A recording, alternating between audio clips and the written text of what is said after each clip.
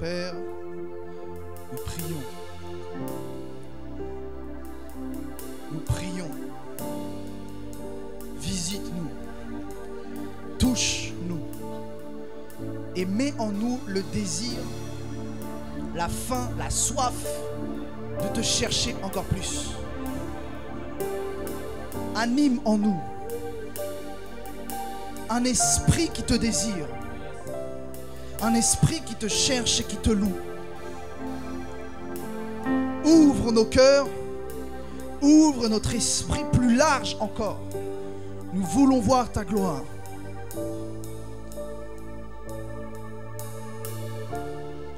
Délivre-nous du mal qui nous affecte. Délivre-nous de cette chair qui nous freine. Retire les chaînes, retire les cordages et les liens, retire les flèches empoisonnées du malin. Prends nos faiblesses, prends nos blessures, prends nos souffrances, prends nos manquements, prends tout. Nous voulons du repos. Mais nous voulons, Père, que l'armure que tu nous as conférée soit maintenant lustrée, afin que nous puissions briller de gloire en gloire. Père, nous voulons que lorsque notre armure sera sur nous, elle puisse refléter l'éclat de ta gloire, afin que l'ennemi puisse nous voir, puisse nous voir à une distance inatteignable. Positionne-nous sur la sainte montagne de Dieu. Ne nous cache pas sous le boiseau. Fais exploser les cachots. Satan, nous te réprimons. Nous te rappelons ta condition d'échec, ta condition de celui qui est dans la défaite. Nous proclamons que tes droits, tes pouvoirs sont nuls et sans effet, qu'aucune malédiction ne nous gardera plus longtemps. Nous ne serons pas enfermés. Nous allons briller de la gloire de l'Éternel, de l'éclat de sa bonté, de l'odeur de sa perfection.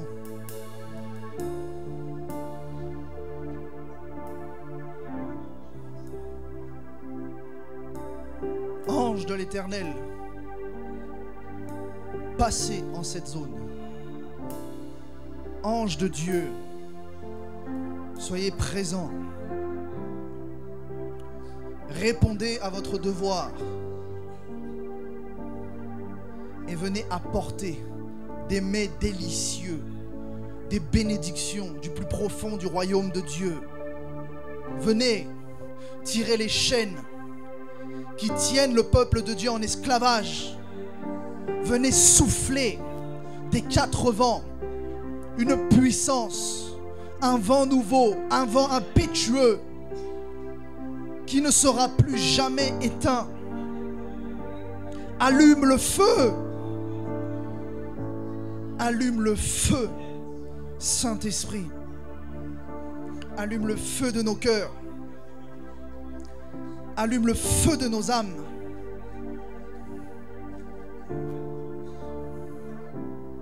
Embrase-nous. Équipe-nous. Et viens chercher une épouse glorieuse. Père, nous voulons voir la France changer. Changer d'aspect. Nous ne voulons plus ce terrain miné, ce terrain boueux, ce terrain sale. Nous voulons voir les jardins florissants de ton royaume pousser sur cette nation. Nous voulons voir une pelouse grasse et fraîche qui recevra une semence, une terre fertile, Seigneur, que nos cœurs soient fertiles pour recevoir ta parole, pour produire le fruit de ta parole. Que la nation française sache qu'en ce jour, en ce séminaire, il y a des hommes et des femmes qui se sont réunis pour chercher la face de Dieu. Que cette terre entende dans l'esprit ce que nous sommes en train de faire, ce que nous sommes en train de dire. Que la nation française voit les soldats qui se sont levés, brandissant l'étendard du royaume de Dieu. Que la nation française entende le bruit de l'armée en marche. Que la nation française entende qu'il y a de l'espoir. Il y a de l'espoir. Il y a de l'espoir. Il y a de l'espoir. Il y a de l'espoir. Il y a de l'espoir. My God. Il y a de l'espoir que j'ai déposé en vos cœurs, dit le Seigneur. Il y a de l'espoir parce qu'il y a des rêves. Il y a de l'espoir parce qu'il y a des visions. Car lorsque j'ai dit que je répandrai mon esprit sur toute chair, j'ai aussi dit que vos jeunes gens auront des visions. J'ai aussi dit que vos vieillards auront des songes. J'ai dit que je répandais la vision et les rêves, les buts et les objectifs. Et je dis maintenant que je descends parmi vous pour rallumer les rêves, rallumer les buts, rallumer les objectifs. Parce que ce que j'ai déposé dans vos cœurs, il y a 10 ans, 20 ans, 30 ans, était mon projet. C'était mon projet. C'était ce que je voulais. C'était ce que je voulais faire avec vous. Mais je suis celui qui rachète le temps, dit le Seigneur. Je rachète le temps. Et je peux faire en un jour ce que vous n'avez pas fait en 10 ans.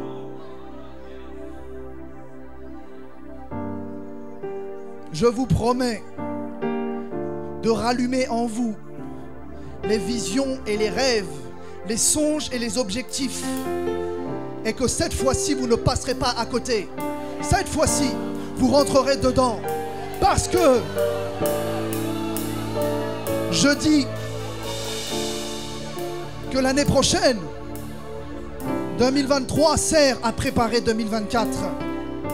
Et que 2024 est un temps de réalisation. Est un temps de réalisation où les projets cachés verront le jour, où les onctions cachées verront le jour. Un temps de réalisation de ma volonté.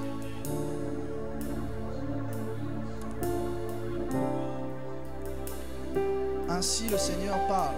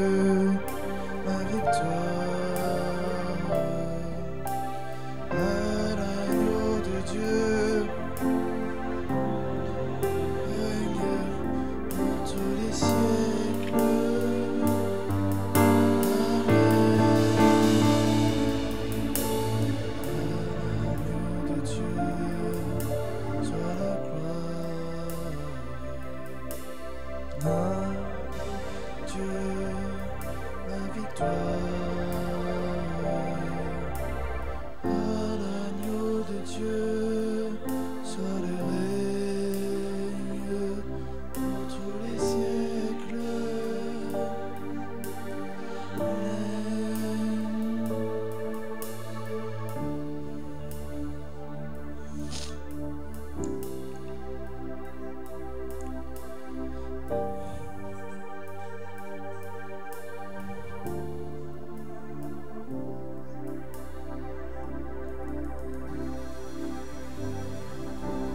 Acclamez le Seigneur.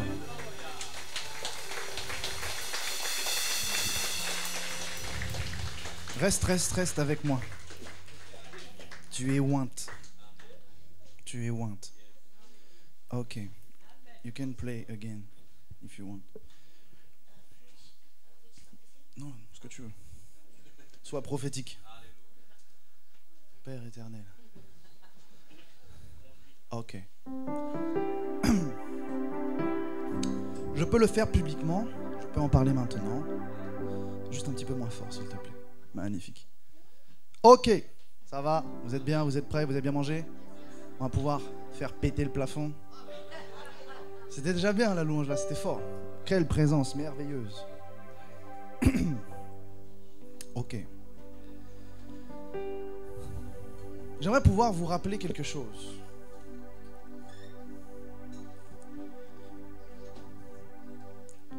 On ne juge pas quelqu'un à son âge.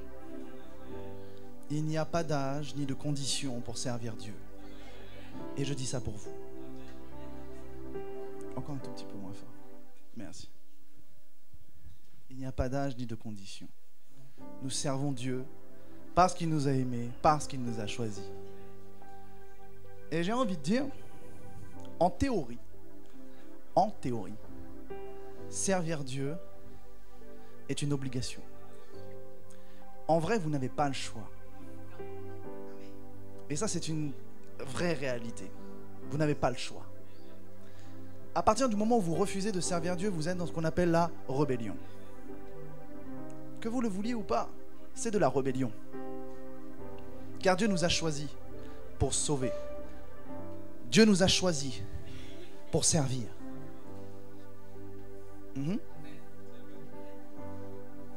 Alors, j'aimerais pouvoir rappeler un court parcours. Parce que Dieu fait des choses glorieuses, Dieu fait des choses merveilleuses. Et je ne dis pas ça pour me vanter, je dis ça juste pour vous encourager, pour vous dire que Dieu fait des choses incroyables. Je vous rappelle que, ok, ça peut peut-être paraître bizarre, je n'ai que 7 ans de conversion. Pas 7 ans de ministère, 7 ans de conversion. Et vous pouvez voir ce qui se passe. Vous pouvez voir l'œuvre, vous pouvez voir l'onction, vous pouvez voir ce qui se passe. Vous pouvez voir le ministère, vous pouvez voir les réseaux sociaux. Et Dieu sait que j'ai mis en place beaucoup de programmes pour la bénédiction du peuple de Dieu. Beaucoup de choses. Et ça marche parce que Dieu est avec ce ministère. Donc, si Dieu fait ça avec moi, à plus forte raison, il ferait ça aussi avec vous.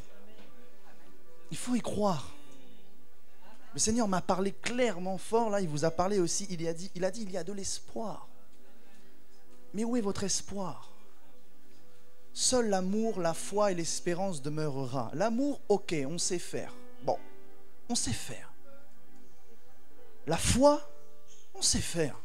On peut croire. Mais n'avez-vous pas remarqué que le diable nous a privés de notre espérance? Dans cette France, dans cette nation, le diable veut priver l'humanité de l'espérance. Parce que s'il y a quelqu'un qui ne croit plus à rien, qui n'a plus de but, plus d'objectif, il est mort. Il est mort. Tu pourras avoir la foi, tu pourras avoir l'amour. Ça ne te suffira pas. Tu as besoin de croire, tu as besoin de voir et tu as besoin d'avoir cette espérance, de te dire, oui, Dieu fait encore et Dieu fera pour cette nation. Dieu fera pour moi. Dieu fera pour moi. Ma condition ne restera pas la même. Ma maladie va me quitter.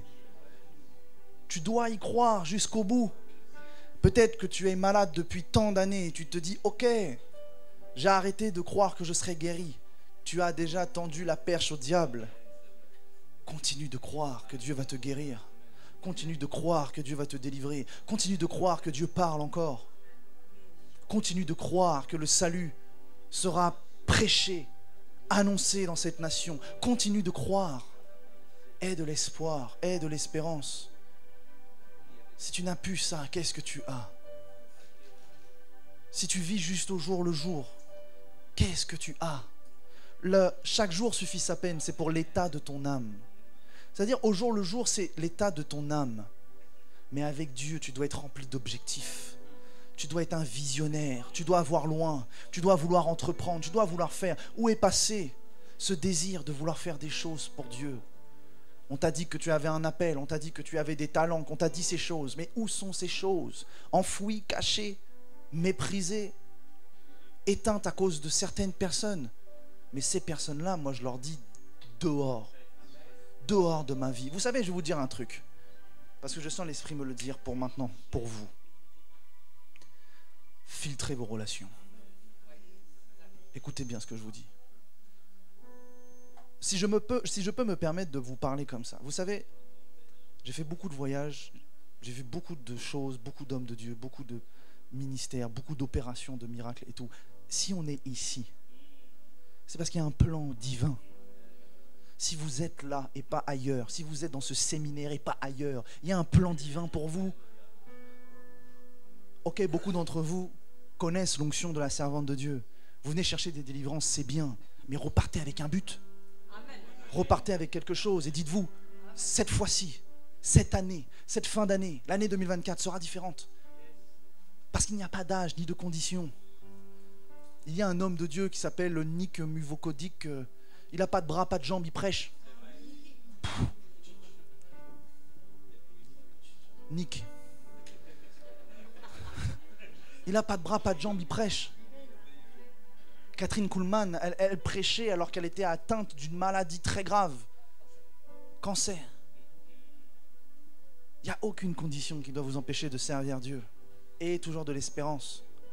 Et dites-vous, punaise, à quoi rime ma vie?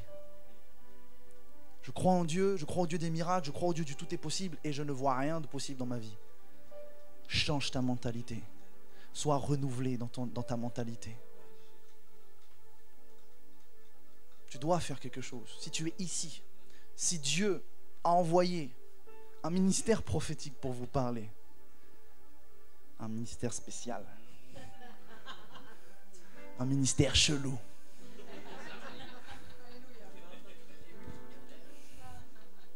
c'est parce qu'il y a un but dans votre vie. Il y a un but, il y a un objectif, il y a quelque chose à faire, il y a quelque chose à atteindre. J'aimerais pouvoir le faire publiquement parce que c'est très important pour moi de le faire. Vous savez, ok, j'ai mon pasteur, j'ai mon père spirituel, j'ai rencontré des tas d'hommes de Dieu, des grands, des petits, bref, peu importe. J'ai été collé à des onctions de dingue. Mais je veux rendre gloire à Dieu pour ces séminaires-là. Je veux dire un grand merci à Dieu pour ces séminaires-là. Je veux dire un grand merci à Dieu pour sa servante. Si je suis l'homme que vous voyez aussi aujourd'hui, dans les impacts, les prophéties, les délivrances, les guérisons, c'est parce que cette femme de Dieu-là m'a ouvert une porte incroyable. La porte de ces séminaires. Incroyable. Vous vous rendez même pas compte. Moi, j'étais auprès de mon pasteur, parmi plein d'enfants spirituels au sein d'une église. Difficile de faire sa place. Difficile de pouvoir arriver et dire « Hey, je peux prophétiser ?» J'ai des prophéties pour le peuple de Dieu. Et j'ai commencé à faire des vidéos sur YouTube, à juste relâcher ce que Dieu me montrait en vision, en songe, ou ce qu'il me révélait par sa parole. Tout ce qu'il me communiquait, je l'ai donné. Et la servante de Dieu, elle a vu des vidéos, elle a dit « Hey, il y a quelque chose à faire ». Et elle m'a invité. Et en fait, elle a fait quelque chose que je crois que rares sont les hommes de Dieu ou les serviteurs de Dieu qui font ça. Et c'est quelque chose de remarquable. Elle m'a dit, prends le micro, fais ce que tu veux. Je dis, quoi? Je dis, on est où là? On est où? Je suis pas habitué. C'est un privilège. Un privilège. Je prends le micro, je fais ce que je veux. Et en fait, je me suis découvert. J'ai découvert qui j'étais. J'ai découvert quel homme de Dieu j'étais. J'ai découvert comment Dieu m'utilisait. Et ça coule. Et depuis ce jour, depuis que j'ai commencé ces séminaires, ce n'est que de croissance en croissance en croissance. Alors vous qui êtes là, c'est peut-être votre premier, votre deuxième, votre troisième séminaire. Et pour toute l'équipe, imaginez ce que Dieu va faire avec vous. Ce que Dieu a fait avec moi, il peut le faire aussi avec vous. Ce n'est pas qu'une question d'appel, c'est aussi une question de savoir saisir les portes que Dieu nous ouvre. Donc, servante de Dieu, merci. Eh, vous voulez que Dieu parle? Désirez-le profondément. Désirez-le fortement. La soif est quelque chose qui attire Dieu. Vous voulez que Dieu vous parle? Désirez-le. Ok. Qui veut que Dieu lui parle? Ok. Ok. Alors commençons par laisser Dieu vous enseigner. L'enseignement, c'est aussi Dieu qui parle. Et croyez-moi, ça a plus de valeur que la prophétie. J'aime la prophétie. J'aime les dons spirituels. J'aime la puissance de Dieu. Bien évidemment. Vous avez eu l'amuse-bouche tout à l'heure.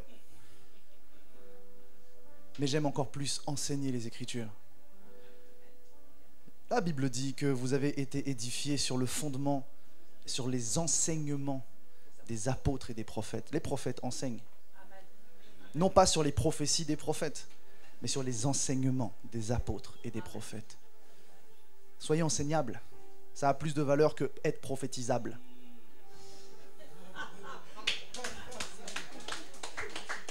Pah! Punchline évangélique. Ok. J'ai commencé mon introduction ce matin en vous parlant des choses du monde spirituel. J'aimerais pouvoir commencer par vous dire comment y accéder. Je vous ai dit et je vous ai expliqué rapidement que la meilleure méthode pour pouvoir accéder au monde spirituel, aux choses du monde spirituel, c'est d'être comme Christ. Et comme Christ, c'est-à-dire être assis. Pourquoi Christ est assis? Parce qu'il est un roi qui règne. Le roi n'a pas à courir à gauche, à droite, il donne des ordres, il est assis sur son trône. Christ est assis dans les lieux célestes, à la droite de Dieu. Nous devons copier Christ. Nous devons être les imitateurs du Seigneur. Nous devons l'imiter. C'est pourquoi il dit que nous ne sommes pas plus que lui, mais nous devons être comme lui. Ce qui veut dire que oui, et là je peux peut-être choquer quelques-uns, mais oui, tu peux être comme Jésus sur terre. Tu peux, et c'est même l'objectif d'ailleurs. En parole, en acte et en pensée. Parce que lorsque Christ, on explique que Christ n'a pas péché, imaginez qu'il n'a même pas péché en pensée. Alors que nous, nos pensées, ça part dans tous les sens. Une étude scientifique disait qu'on avait en moyenne entre 50 000 et 70 000 pensées par jour. Pour toutes les sanctifier, il y a du boulot. Mais Christ, pas une seule pensée l'a amené à pécher. C'est incroyable. Mais c'est un long travail, c'est un long processus, mais nous pouvons y arriver. Et une des meilleures techniques pour pouvoir accéder au monde spirituel, c'est de réussir à faire taire sa chair, faire taire son âme, même faire taire son esprit, s'asseoir physiquement et faire silence. Faites silence. Si vous voulez accéder au monde spirituel, faites silence. Parce que tant que vous parlez, tant que vous exprimez ce que vous voulez, tant que vous exprimez ce que vous désirez, vous ne laissez pas Dieu vous parler. Et c'est que Dieu qui peut vous permettre de rentrer correctement dans le monde spirituel. Si ce n'est pas par Dieu, vous faites de l'occultisme. Si ce n'est pas par Dieu, c'est par Satan. Point. Si ce n'est pas par l'Esprit du Seigneur, vous êtes à côté de la plaque. J'ai même envie de dire, si c'est même par vos propres forces, il y a un problème. N'oublions jamais que c'est le Saint-Esprit qui fait en nous. C'est pourquoi quand vous entendez des enseignements où on va commencer à vous dire ouvrir la porte de je sais pas quoi, du 6e œil, fuyez. Fuyez. Lorsqu'on va commencer à te dire utiliser des éléments pour actionner des choses, fuyez. On n'est pas dans les rituels, nous sommes dans la foi.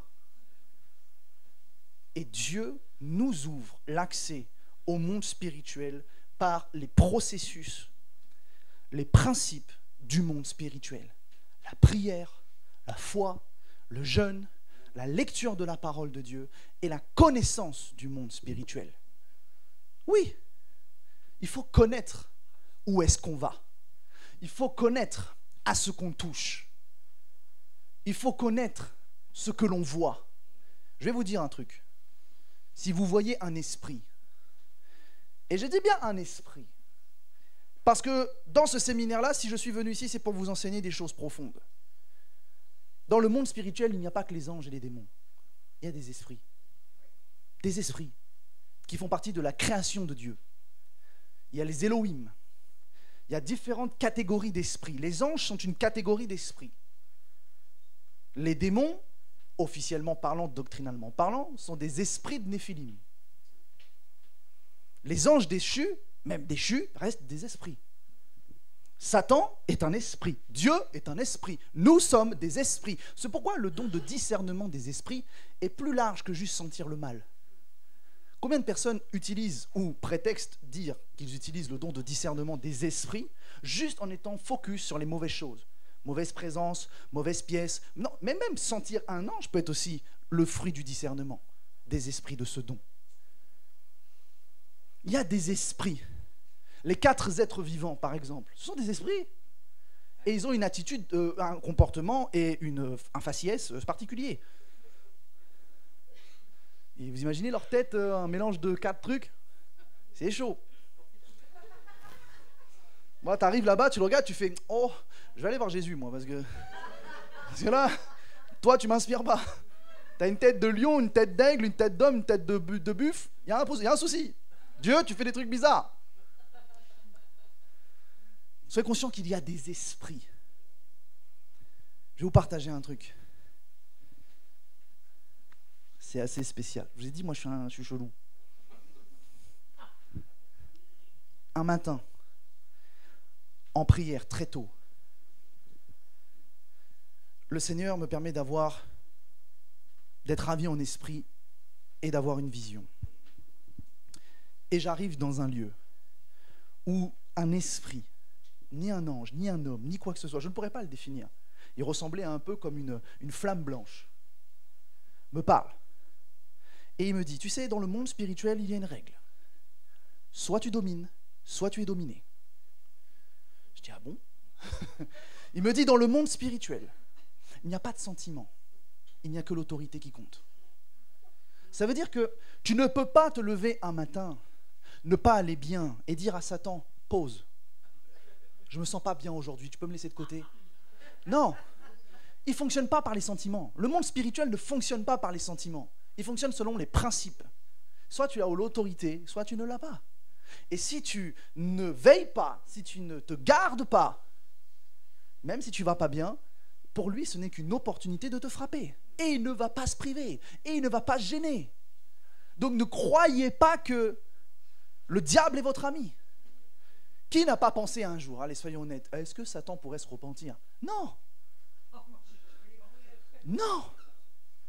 Il ne peut pas. Il ne veut pas. Et il veut vous tuer, vous fracasser à la moindre occasion possible. Donc nous devons grandir en autorité. Je vous disais cet après-midi que tout au long du séminaire, je vais vous enseigner 2 choses. 1, cultiver l'onction, parce qu'on en a besoin, mais 2, cultiver l'autorité. On ne nous enseigne pas comment cultiver l'autorité, mais l'autorité doit grandir. L'autorité que nous avons dans le nom de Jésus-Christ doit grandir. Vous savez que Christ, quand il vient en vous, il vient sans limite, il vient sans mesure, il vous donne 100% de ce qu'il a. Mais c'est vous qui ne manifestez pas 100% de ce qu'il vous a donné. Parce que manifester 100% de ce qu'il nous a donné, c'est un processus. C'est un processus vraiment de sanctification, c'est un processus d'apprentissage, c'est un processus doctrinal, c'est un processus de la vie chrétienne. Et nous devons croître comme Christ en autorité, en sagesse et en puissance. C'est une grande réalité. Mais déjà qu'en France, on a du mal avec l'onction, et on a du mal à nous enseigner comment cultiver l'onction, même si ça commence à émerger, il y a encore plus de mal à nous enseigner l'autorité.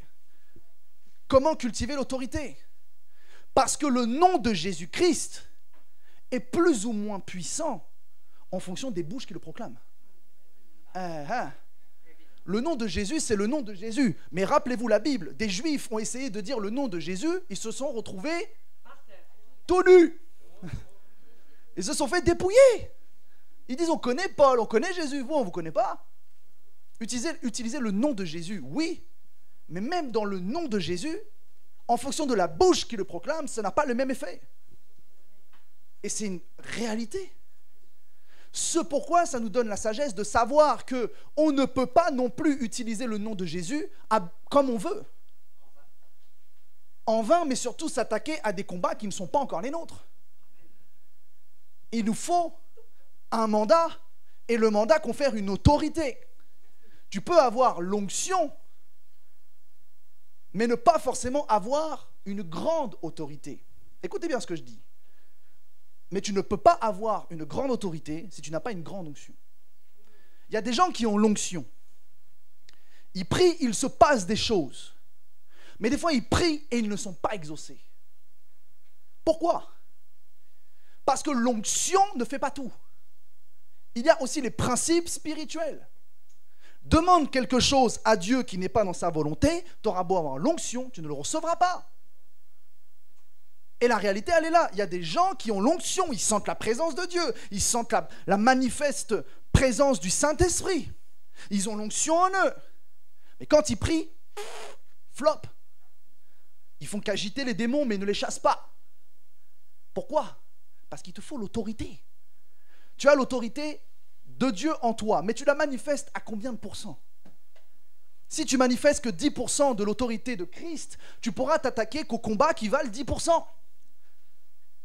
Mais si tu commences à t'attaquer à 50% alors que tu n'as que 10%, tu vas te faire ramasser. Ce pourquoi il y a une grande et une triste réalité. Beaucoup de personnes se sont lancées dans des combats spirituels sans couverture, sans enseignement, sans autorité, et aujourd'hui ils sont par terre.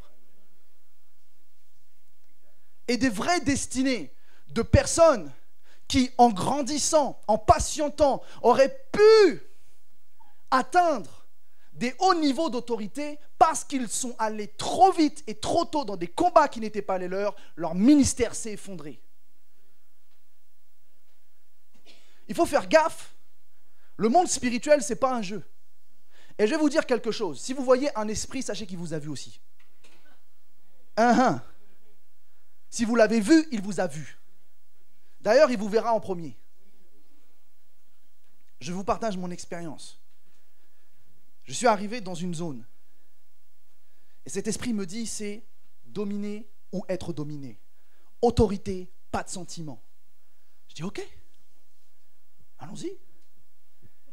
Et je suis transporté dans un espace énorme, à l'horizon, enfin bref, très très grand. Et tout le sol, ce n'était qu'une eau stagnante. Une eau, comme ça. Je marchais dans l'eau, c'était limite paradisiaque, c'était beau. Et tout au milieu, il y avait une petite cabane en bois sur une petite île. Mais à perte de vue de l'eau qui ne bougeait pas d'un poil, qui reflétait le ciel, et le ciel était un peu rose, bleu, orange. C'était beau à voir. Et c'est quelque chose d'incroyable. Parce que du coup, je comprends qu'il faut que j'aille dans cette petite cabane au milieu de toute cette étendue. Je me suis dit d'ailleurs, qu'est-ce qu'elle fait là, la cabane, hein? Et je suis rentré. Et quand je suis rentré dans cette cabane, la porte s'est refermée très vite derrière moi. Et le plafond était ouvert et laissait place non plus au ciel que je voyais dehors, mais un ciel avec une lune rouge.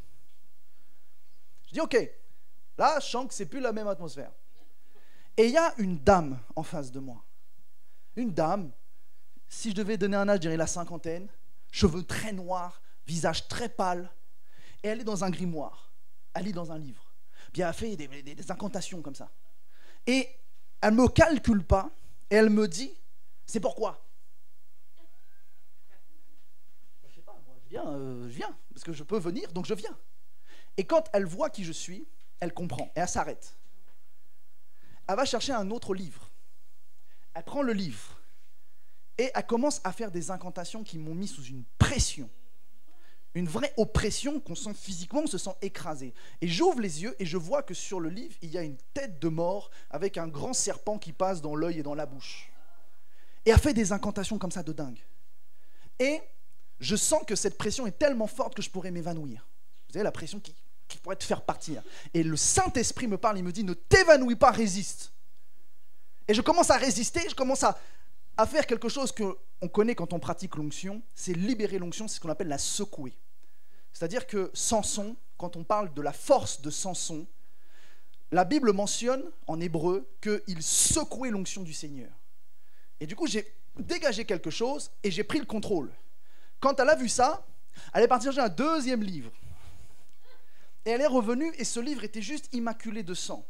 Et elle s'est ruée sur moi pour m'attraper le bras. Et quand elle me tenait la main, j'étais sous une pression 2 fois plus puissante que ce que j'avais avant.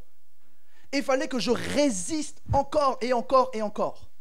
Jusqu'à un moment où j'ai fait un peu mon américain. Je fais « Jesus !» Et j'ai pris le contrôle. Et là, elle s'est arrêtée. Et elle m'a dit « C'est bon, tu peux partir. » J'ai dit « Quoi ?» Je dis « Qu'est-ce qui vient de se passer là ?» Je demande l'explication, je dis « Qu'est-ce qui vient de se passer ?»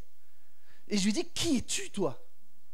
Elle me dit « Je suis l'esprit qui régit la sorcellerie. » C'est-à-dire que les sorciers font ce qu'on appelle des transactions avec le monde spirituel. Et elle est l'esprit qui régit. C'est-à-dire qu'elle prend les trucs et elle donne aux sorciers ce qu'il faut pour qu'ils repartent. C'est le marchand de la sorcellerie.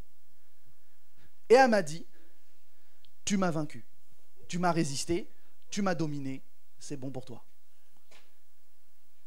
Et après, elle commence même à prophétiser sur moi. J'ai dit, non, là, c'est trop, là. Oui, parce que dans le monde spirituel, même les esprits savent qui tu es. Et ils savent même des fois, pas tout le temps, pas tout, mais les plans de Dieu qui sont sur ta vie.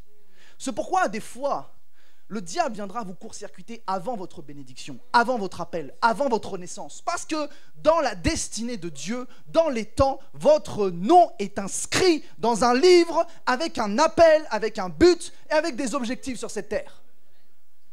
Satan ne peut pas tout découvrir, mais il est quand même bien au courant des choses parce qu'il est quand même là depuis très longtemps. Et cet esprit me parle. Elle me dit, tu sais, si tu rejoignais le Seigneur, et j'ai capté que ce n'était pas le Seigneur Jésus, tu pourrais être une arme incroyable entre ses mains. Il ferait de toi un des plus grands. Et elle commence à dire tout ça.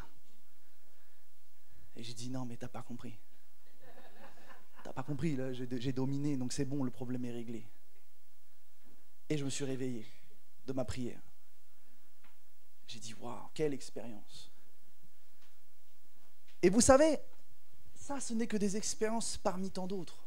Mais ce sont des choses que vous pouvez vivre par la foi, par la puissance du Saint-Esprit, par la communion avec la personne du Saint-Esprit. Il y a plus de choses à découvrir avec le Saint-Esprit que sur terre. Il sait tout, il connaît tout. Il y a plus de choses à découvrir avec le Saint-Esprit.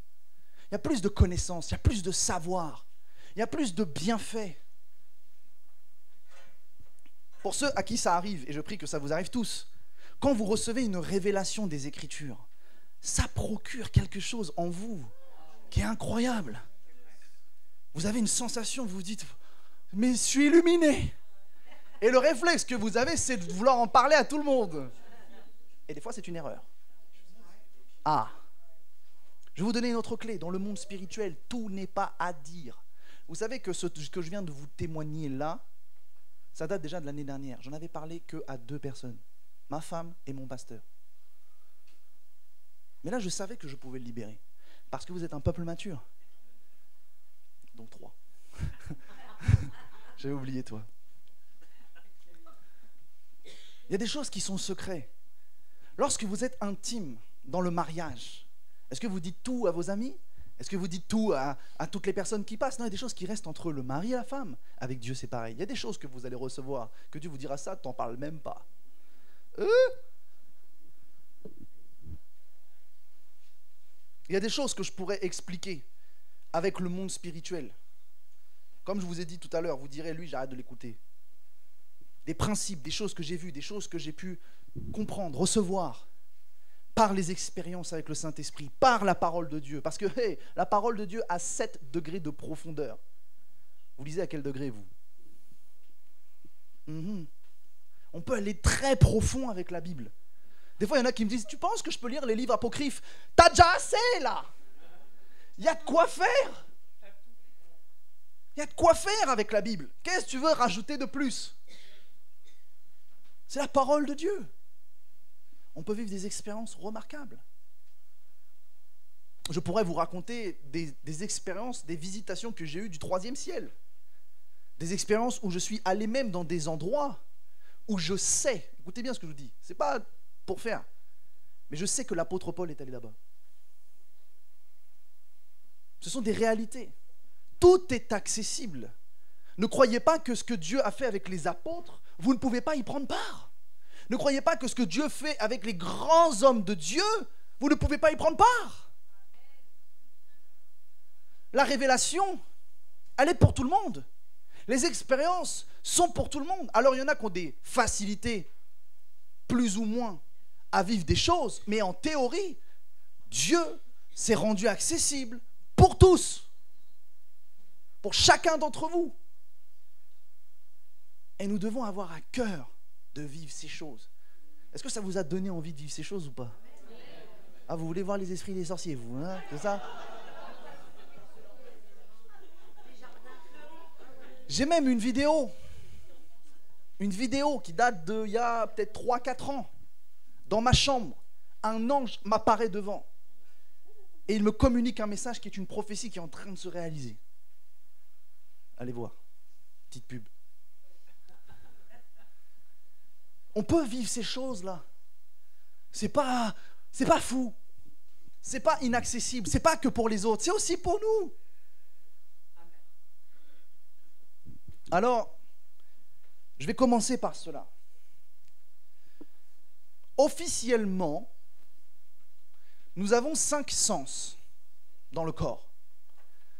Officieusement, je dirais scientifiquement, il y en a beaucoup plus que 5. Il y en a une douzaine.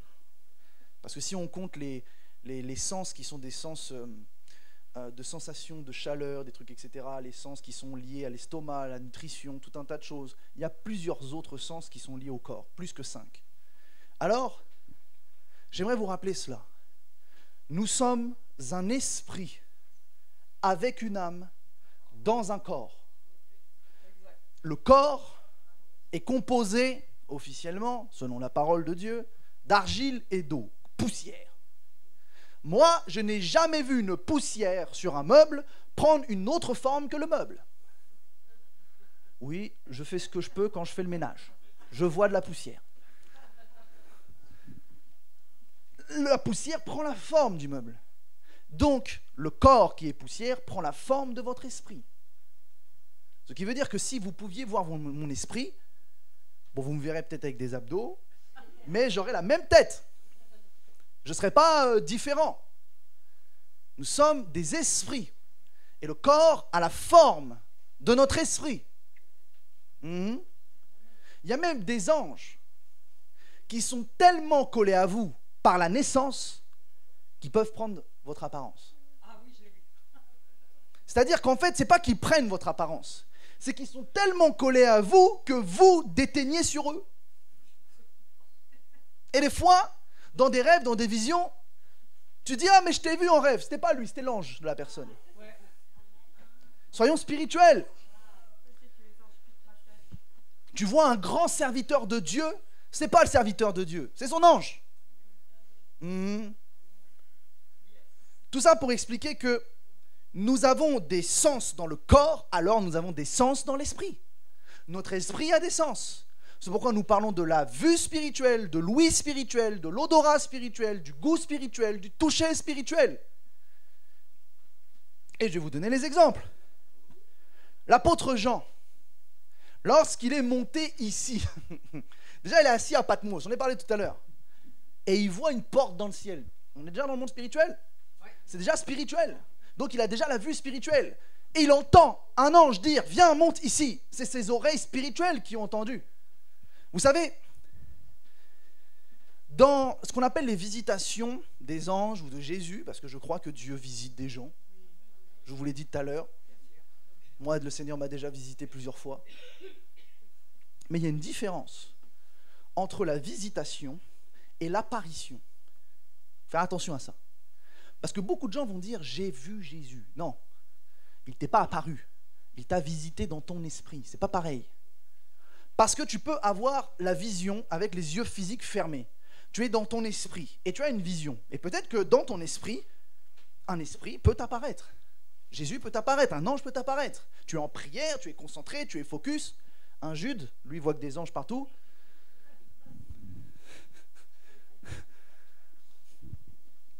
Et tu es dans ton esprit. Maintenant, niveau 2, tu as les yeux physiques ouverts.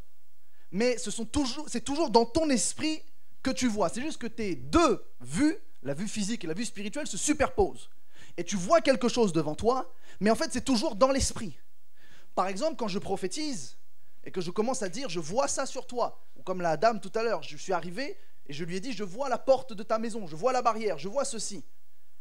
Je le vois comme je peux vous le voir, comme je regardais là, mais c'est mon esprit qui voit. Parce que mon esprit n'est pas limité. Avec le Saint-Esprit, mon esprit n'est pas limité.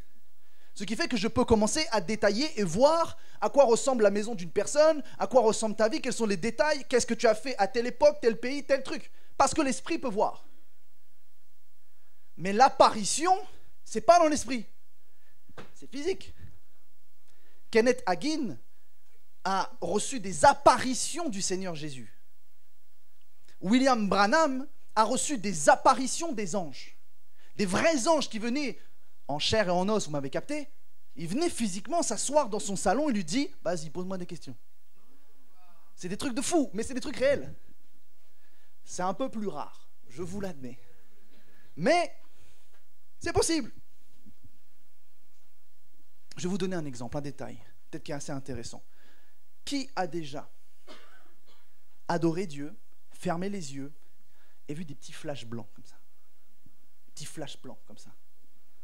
Ce sont déjà les premiers signes du fait est que vous voyez les anges. Des petits flashs blancs, des petites ondulations. Vous voyez? Vous voyez que vous pouvez le faire? Vous voyez que ce n'est pas réservé aux prophètes? Des flashs blancs, des choses qui passent, des vents. C'est la présence des anges. Vous savez, moi, quand je commence à opérer dans le prophétique ou dans la puissance de Dieu, je sens un ange me toucher derrière la tête. Tant qu'il ne me touche pas, je sais que je n'y vais pas. Le toucher, là, c'est go. Vas-y, fonce avec toi. C'est pour ça que des fois, vous pouvez me voir comme ça. Ça me touche. Ça me touche. Je suis là, hey! Ça me touche. Et l'onction, je la sens. Ce qui fait que quand on sent l'onction, on a des mimiques. Parce que l'onction, elle est là. Donc quand vous commencez à fermer les yeux, vous voyez des petits points blancs. C'est déjà les premiers signes des anges. Ensuite, vous commencerez à avoir des silhouettes un peu floues. C'est quand vous commencez à aiguiser votre vue. Il faut que vous sachiez une chose. Il y a un voile entre le monde spirituel et votre esprit, vous, votre vie physique. Et notre objectif avec le Saint-Esprit, c'est de réussir à percer ce voile pour voir de l'autre côté, pour vivre de l'autre côté. Non pas vivre comme des ermites, mais pour avoir accès aux choses qui font partie du monde spirituel. Donc, on prend les versets, Apocalypse 4, versets 1 à 4.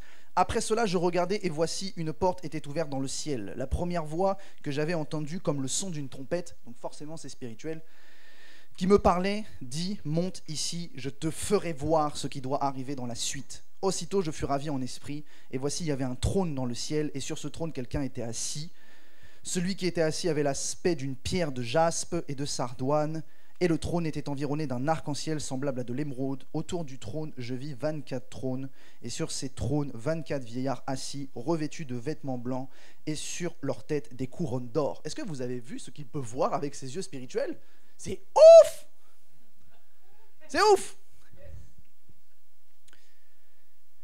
Même les Apocalypse 5, verset 6 nous dit « Et je vis au milieu du trône et des 4 êtres vivants, et au milieu des vieillards, un agneau qui était comme immolé. » Il a vu, il voit dans l'esprit.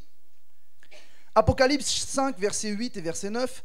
Quand il eut pris le livre, les 4 êtres vivants et les 24 vieillards se prosternèrent devant l'agneau, tenant chacun une harpe et des coupes d'or remplies de parfums, Comment il sait que c'est des parfums? Il a senti. Il a senti. Il a senti les parfums. Qui sont les prières des saints. Et il chantait, donc il entend un cantique nouveau, en disant, tu es digne de prendre le livre et d'en ouvrir les sceaux, car tu as été immolé, tu as racheté pour Dieu par ton sang des hommes de toute tribu. Apocalypse 5, 11. Je regardai et j'entendis la voix de beaucoup d'anges. Waouh! Qui veut voir et entendre les anges? Vous n'avez pas beaucoup de mains levées, hein? Qui veut voir et entendre les anges? Père, je décrète et déclare dans le nom de Jésus-Christ que cette prière soit la leur et que cette capacité que tu m'as permis de voir et d'entendre les anges leur soit communiquée maintenant. Au nom de Jésus-Christ, qu'ils puissent vivre l'expérience de pouvoir voir et entendre des anges. Dans le nom de Jésus-Christ, par la puissance du Saint-Esprit, j'ouvre votre esprit, j'ouvre vos yeux spirituels à cette faculté de voir et d'entendre les anges. Amen. Dites Amen. Vous savez que Amen, c'est aussi je valide ce que tu dis. Hein? Donc si vous ne validez pas, c'est votre problème.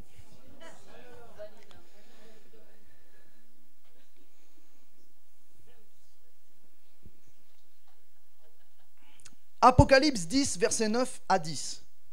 Et j'allai vers l'ange en lui disant de me donner le petit livre. Touché. Il a pris un livre. Et il me dit, prends-le, avale-le. Il sera amer dans tes entrailles, mais dans ta bouche, il sera doux comme le miel. Je pris, donc il prend, et je pris le petit livre de la main de l'ange, et je l'avalai. Il fut dans ma bouche doux comme du miel, mais quand je l'eus avalé, mes entrailles furent remplies d'amertume. Il a eu le goût spirituel. Même Élie a mangé un repas spirituel qui lui a permis de tenir 40 jours, 40 nuits. On peut manger dans l'esprit. Vous savez que le jeûne, c'est un repas. Tu te prives de manger physiquement pour te nourrir spirituellement. Le jeûne est un repas. Moi, j'ai enseigné ça récemment parce que c'est très important. Il faut savoir jeûner. Jeûner, c'est pas juste je me lève un matin et puis je dis aujourd'hui je mange pas. C'est pas ça un jeûne, hein? Là, tu fais peut-être un régime. C'est pas un jeûne. Un jeûne, si c'est un repas, le repas est constitué de 3 étapes. 1, tu le prépares. 2, tu le consommes. 3, tu le digères. Le jeûne, c'est pareil. Tu dois préparer ton jeûne et mettre des objectifs et mettre des attentes, sachant qu'il y a en plus des types de jeûnes en fonction des objectifs. Le jeûne d'1 jour, le jeûne de 3 jours, le jeûne de 7 jours, le jeûne de 10 jours. 10 jours. Il est très spécial celui-là, je l'ai enseigné récemment aussi. Le jeûne de 21 et le jeûne de 40. Après, il y a les jeûnes que le Saint-Esprit dit. C'est possible. Mais un jeûne, c'est un repas. Il se prépare, il se fait, et ensuite il se digère. Quand vous mangez en été, qu'il fait chaud, on vous dit quoi? N'allez pas à la mer tout de suite. N'allez pas faire une activité tout de suite. Pourquoi? Parce que sinon tu vas vomir. Tu vas avoir une insolation, une hydrocution, peu importe ce que tu vas avoir un truc qui va faire que ton repas ne restera pas. Tu vas avoir une indigestion. Ce qui veut dire que cette activité aura perturbé ton repas. Et bien, n'as-tu pas remarqué que quand tu sors de jeûne, Satan est là, prêt à frapper. Tu sors de jeûne, tu as envie de te goinfrer, tu es impatient, tu es irrité, tu as envie d'envoyer en l'air tout le monde. La première personne qui te parle, tant que tu n'as pas mangé, tu l'envoies bouler. N'as-tu pas remarqué que Satan t'attend à cet instant? Pourquoi? Il est comme cette hydrocution. Il veut te faire perdre les bienfaits de ton jeûne. Tu sors du jeûne, tu es en colère, tu pèches, tu parles mal. Tu as loupé quelque chose. Tu as mal digéré ton jeûne. Vous voulez que je vous dise un secret? Le temps de jeûne que tu as fait correspond au temps de digestion. Tu as jeûné 1 jour, tu digères 1 jour. Tu as jeûné 7 jours, tu digères 7 jours. Tu as jeûné 40 jours, bon courage, tu digères 40 jours. Donc ça veut dire que tout le temps que tu jeûnes, tu dois aussi anticiper le même temps dans la digestion. Être calme, être posé. On dit toujours que les temps de jeûne longs doivent se diluer. Pourquoi? Parce que tu dois les assimiler. Ce que tu as reçu, tu l'assimiles. Peut-être que tu ne sais pas ce que tu as reçu, peut-être que tu crois que tu n'as pas reçu, mais c'est faux. Tu as reçu si tu as jeûné correctement avec Dieu. Et tu dois laisser ces choses se diluer, être digérées. Donc tu dois être calme, tu dois être posé, tu ne dois pas forcément reprendre une activité de dingue, tu dois être spirituel. Bref, vous avez vu avec les versets qu'il y a les sens spirituels. L'esprit a des sens. Ézéchiel 37, versets 1 à 4. La main de l'Éternel fut sur moi et l'Éternel me transporta en esprit et me déposa. Transporta en esprit. Ouh! Ça, c'est incroyable. Être transporté en esprit. Même l'apôtre Paul, à un moment, il vit une expérience, il dit, je ne sais si c'est avec mon corps ou sans mon corps. C'est ouf d'avoir une telle expérience que tu ne sais même pas si tu es avec le corps ou sans le corps. C'est ouf. Être transporté en esprit. Même la téléportation, c'est quelque chose d'incroyable. Nous avons un exemple biblique. Philippe qui est téléporté. Moi, je connais un prophète qui s'appelle Hubert Angel. Peut-être que vous ne le connaissez pas, il n'y a pas de souci. Mais pour moi, c'est un des pères du prophétique de ces temps actuels. Il est ce qu'il est, mais je peux vous assurer qu'il a un ministère prophétique de dingue. De là à ce que, écoutez ce que je vais vous dire, il part en mission aux États-Unis. Si je ne dis pas de bêtises, c'est à Los Angeles. Il finit sa mission. Son siège est à Londres, en Angleterre. Il arrive à l'aéroport et il dit à son équipe, je vous laisse. Je vous laisse. Son équipe regarde et dit, comment ça tu nous laisses? On va prendre l'avion. Non, je vous laisse, on se retrouve à Londres. Il part. Il ne le voit plus dans l'aéroport. Il passe un appel 5 minutes après, en visio, de Londres. La téléportation. Pasteur Benny Hinn. Il part en mission en voiture. Il a, si je ne dis pas de bêtises dans son témoignage, il dit 3 ou 5 heures de route pour aller dans son lieu de mission. À peine parti, 5 minutes après, le Saint-Esprit lui dit, dis au chauffeur, tourne à droite. Il fait, chauffeur, tourne à droite.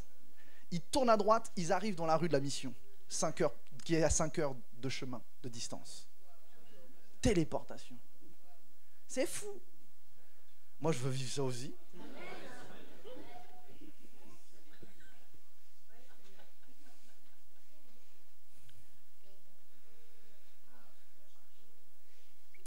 Jesus.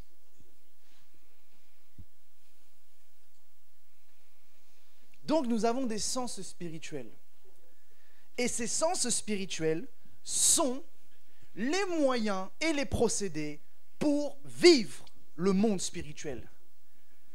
C'est pourquoi nous devons comprendre qu'il n'y a pas à sortir de son corps. Ça se passe dans ton esprit, avec le Saint-Esprit, par les sens de ton esprit. Pourquoi? Je vais vous donner une expérience. J'ai déjà eu des visions, et d'ailleurs une des dernières vidéos YouTube que j'ai fait par rapport à l'esprit de mort qui est sur la France, avec la bête que j'ai décrite, je suis vraiment allé en esprit au-dessus de la planète Terre, et je voyais cet esprit au-dessus de la France. J'y suis allé, je n'ai pas imaginé, j'ai vraiment voyagé en esprit. Mais la différence entre le voyage avec le Saint-Esprit et le voyage de l'esprit par les voyages astraux, c'est que le voyage astral se fait en dehors, alors que le voyage avec le Saint-Esprit se fait en dedans. Pourquoi? J'arrive. La Bible dit que tout a été fait par Christ, que tout subsiste en lui. Tout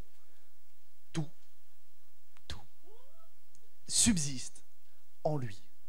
Et Christ est en toi. Ah! Christ est en toi. Christ en toi, l'espérance de la gloire. Donc tout ce qui est en Christ est aussi en toi. Ce qui fait que lorsque je voyage en esprit, je ne sors pas. Je vais à ce qui est en Christ en moi, avec le Saint-Esprit. C'est pourquoi, avec le Saint-Esprit, ça ne peut se faire uniquement vers l'intérieur parce que le Saint-Esprit est en moi. Grosse différence entre celui qui n'a pas le Saint-Esprit et qui va faire un voyage à l'extérieur de son corps. Moi, je ne sors pas de mon corps, mais avec le Saint-Esprit, je vais dans le monde spirituel qui est en moi. Tout en moi. Christ en moi. Ça, c'est fort. Dites Amen. Amen. C'est comme ça qu'on accède au monde spirituel. On y accède par le Saint-Esprit en nous. En nous. C'est très important de le savoir, afin de ne pas faire des mauvaises expériences. Où vous direz c'est spirituel, mais tu ne sais même pas que c'est un esprit qui t'a saisi. Écoute bien ce que je vais te dire. Si l'Esprit de l'Éternel est capable de saisir ton esprit, si tu as des liens, il y a des mauvais esprits qui peuvent saisir ton esprit. Et ça, c'est dangereux. Je vais vous donner un exemple.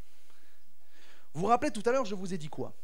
J'étais en temps de prière dans la nuit et l'Esprit du Seigneur m'a ravi en esprit. Mais ça se passe toujours en moi, même si ça a l'air d'être une expérience externe. C'est en moi, parce que tout est en moi. Et il m'amène dans une forêt qui est à 20-30 km de chez moi. Et j'assiste à un sacrifice d'enfant. Et je sais que si je prends ma voiture et que j'y vais, je le verrai. C'était instantané. Le Seigneur me demandait de prier. La grosse nuance entre quelqu'un qui est saisi par l'Esprit de l'Éternel et qui est saisi par un esprit diabolique, c'est que lorsque c'est l'Esprit de l'Éternel, tu assistes à quelque chose. Lorsque c'est un esprit diabolique, tu fais quelque chose. Et ça, c'est une nuance qui est très importante. Alors, j'aimerais vous dire, si vous êtes dans un rêve et que contre votre gré, vous êtes amené à faire un acte mauvais, dans le péché, de sorcellerie, d'occultisme, c'est que c'est un esprit diabolique qui vous a saisi et fait vivre le truc. Ce qui veut dire qu'il y a un lien. Et il faut avoir une délivrance. Parce que s'il n'y a pas besoin de délivrance, ces esprits-là ne peuvent pas faire ça. Mais s'il y a un lien, une porte ouverte, un chemin, un accès, ils peuvent faire des choses comme ça. Si vous vivez les choses à la première personne, c'est qu'il y a un lien. Si vous le vivez à la troisième personne, en assistant, c'est que c'est l'Esprit du Seigneur qui vous a montré. Ce qui fait que toute expérience mauvaise que vous voyez ne vient pas forcément du diable. Des fois, c'est même Dieu qui vous montre quelque chose de mauvais pour que vous priez. Ah, des fois, on oublie ça. Là, on voit une expérience mauvaise, on se réveille, on dit hey, Seigneur, là, le diable, il m'a frappé. Et Dieu, il dit mais non, je t'ai juste montré pour que tu pries. Tous les songes avec Dieu, c'est pas à courir dans des champs à la belle étoile. Tous les songes avec Dieu en vrai, analysez vos songes. Vous n'avez pas remarqué que c'est des combats? Généralement. Vous n'avez pas compris que lorsque Dieu vous saisit la nuit et que vous avez des songes, c'est parce qu'il vous demande de prier, d'intercéder, d'être en veille, d'être attentif à sa voix. C'est pourquoi rarement les songes de Dieu ressemblent à courir dans de verts pâturages. Courir sous l'ombre du Très-Haut. Il me couvre de ses ailes. C'est pas ça, hein? Vos songes, ils ressemblent à des trucs bizarres, n'est-ce pas? Soyez conscients que même Dieu peut vous montrer des choses négatives. Des choses qui vous laisseraient mal le matin. Vous réveillez, vous dites « Waouh !» Prie. Donc tu as des sens spirituels pour accéder au monde spirituel. Pas besoin de sortir. Juste vis en toi. C'est pourquoi cherchez Dieu. Cherchez Dieu. Ce n'est pas que aller dans les hauteurs. C'est aller dans la profondeur. Aller dans la parole. On ne dit pas aller dans la hauteur de la parole. On dit d'aller dans la profondeur de la parole. Parce que ce qui est profond, c'est quelque chose qui est caché. C'est quelque chose qui est enfoui. C'est en vous. Chercher Dieu, ça ne se passe pas à l'extérieur. Ça se passe à l'intérieur. Parce que Dieu a décidé de dire « Mon royaume est parmi vous. Mon royaume est avec vous. Christ en vous. » Chercher Dieu. Ce n'est pas juste commencer à regarder au ciel et hey! C'est pas ça, chercher Dieu. C'est pas regarder en haut et aller chercher en haut. C'est regarde à l'intérieur de toi. Il y a quelqu'un qui s'appelle le Saint-Esprit qui connaît toutes choses, qui sonde même le cœur de Dieu. Lui vous enseignera toute la vérité. C'est ça, chercher Dieu. C'est aller dans les profondeurs, à l'intérieur de toi, là où est Dieu. Eh oui.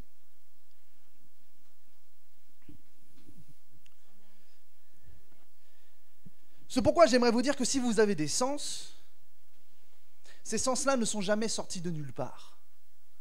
Ils ont été créés, façonnés. Et si vous avez des sens, c'est que Dieu a des sens. Oui. Vous avez été fait à l'image. Le terme biblique dit avec l'image. Vous avez été fait avec l'image de Dieu. Ce que vous êtes, il l'est. Regardons. Proverbe 15, 3. Les yeux de l'Éternel sont en tout lieu, observant les méchants et les bons. Chronique 16, 9. Car l'Éternel étend ses regards sur toute la terre. Ses regards, il a plusieurs regards. Il a plusieurs regards. Ah. La Bible ne dit pas qu'il y a les 7 esprits de Dieu. Hey! C'est quoi ce délire? J'aime bien crier comme ça. Ça réveille. Les regards de l'Éternel sont sur toute la terre. Ésaïe 53, 1. Qui a cru ce qui nous était annoncé? Qui a reconnu le bras de l'Éternel? Psaume 89, 14. Ton bras est puissant, ta main est forte, ta droite est levée. Psaume 27, 1 de David. L'Éternel est ma lumière. L'Éternel est une lumière. L'Éternel est mon salut. De qui aurais-je crainte? L'Éternel est le soutien de ma vie. De qui aurais-je peur? Comment il peut te soutenir? Il a quelque chose pour te soutenir.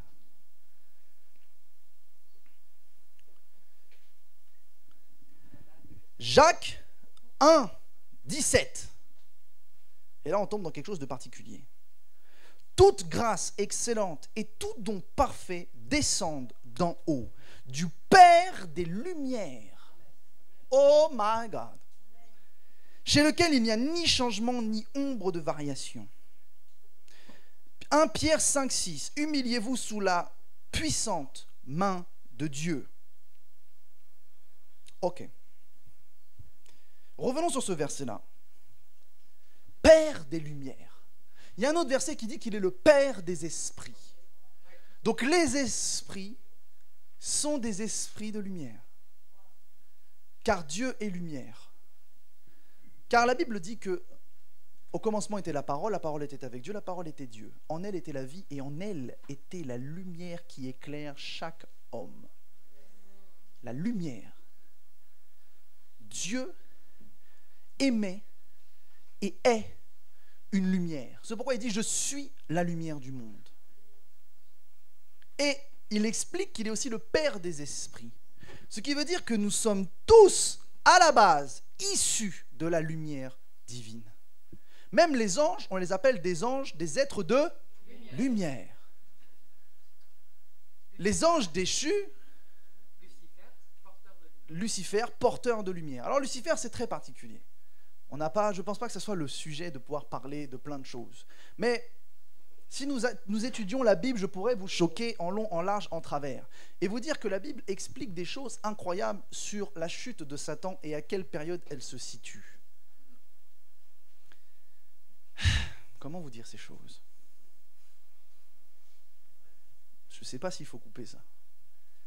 Mais avant Adam, il y avait déjà une espèce. Adam est le premier homme à l'image de Dieu. Et pas le premier homme sur terre. Et c'est très intéressant de pouvoir identifier aussi une autre chose. Entre Genèse chapitre 1 et verset 1 et Genèse chapitre 1 verset 2, il y a eu toute une histoire, toute une époque, toute une vie. La chute de Satan se trouve ici, entre ces deux versets-là. Parce que Satan, quand on le dit dans Ézéchiel 28, au moment de ta chute, toi vainqueur des nations, quelle nation? Comment ça? Quand Satan n'était pas encore dans la chute, il était le vainqueur des nations. Quelle nation? Toi qui as été vu de tous les rois, quel roi? Bon là je m'égare. Là je vous emmène dans un bateau qui... je vous emmène dans un bateau qui... Ouh.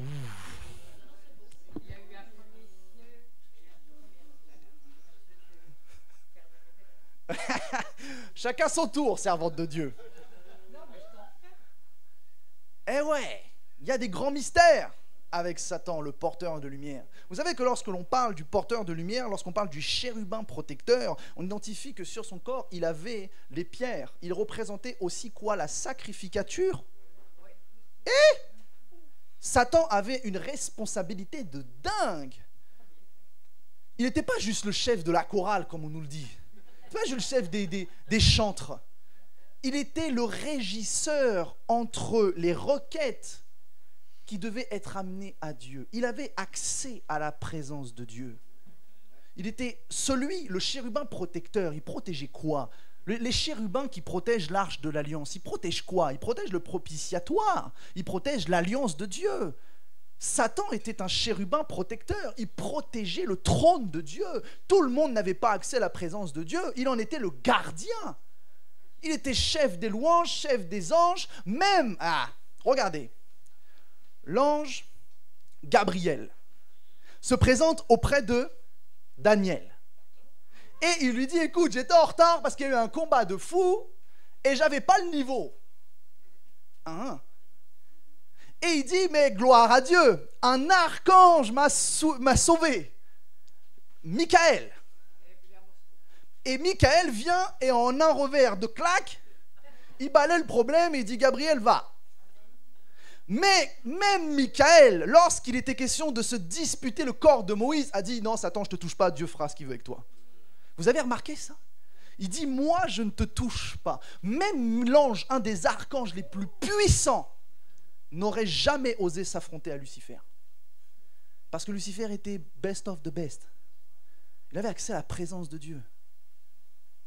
D'ailleurs, la chute de Satan n'a jamais été organisée à cause de son orgueil. Dieu, dit pas c'est à cause de ton orgueil que tu as chuté. Il dit le mystère de l'iniquité a été trouvé en toi.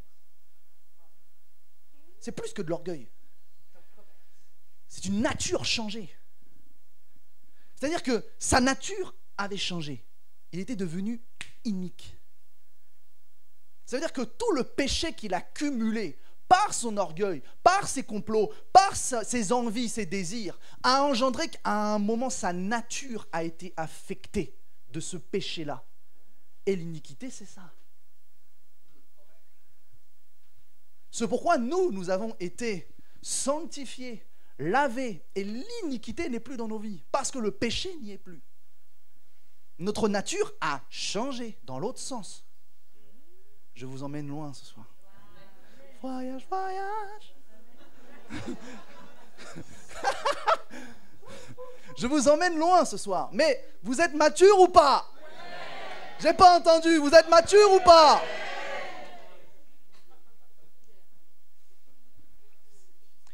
Et la raison même de la cause de pourquoi Satan s'est rebellé, c'est que n'oubliez pas qu'à un moment, Dieu a eu une conversation avec lui-même. Il a dit, il est temps de faire l'homme à notre image. Et là, Satan a compris. Il a dit, attends. Je suis le best. Je suis le meilleur. Et Dieu va mettre une création au-dessus de moi? Non. La rébellion a commencé comme ça.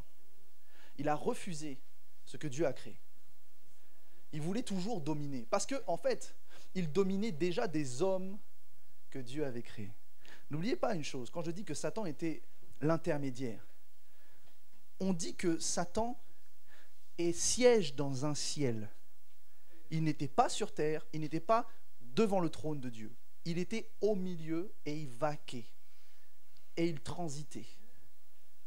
C'est très important de le savoir. Pour comprendre qu'il avait un rôle déjà important vers la création qui existait déjà. Et il a refusé la nouvelle création qui serait au-dessus de lui. Je vous raconte des mystères de dingue. Et ça, je vous le dis comme ça de but en blanc. En vérité, ça fait le sujet d'une étude. Ça fait le sujet d'études bibliques avec des versets concrets que je ne vous mentionne pas là, mais vous pourrez retrouver tout ça sur les programmes que je fais. Mais ça fait le sujet d'une étude, je ne vous dis pas ça comme ça par inspiration divine. Je vous dis ça parce que c'est écrit noir sur blanc dans la Bible. Eh oui, c'est écrit, les degrés de profondeur. C'est écrit.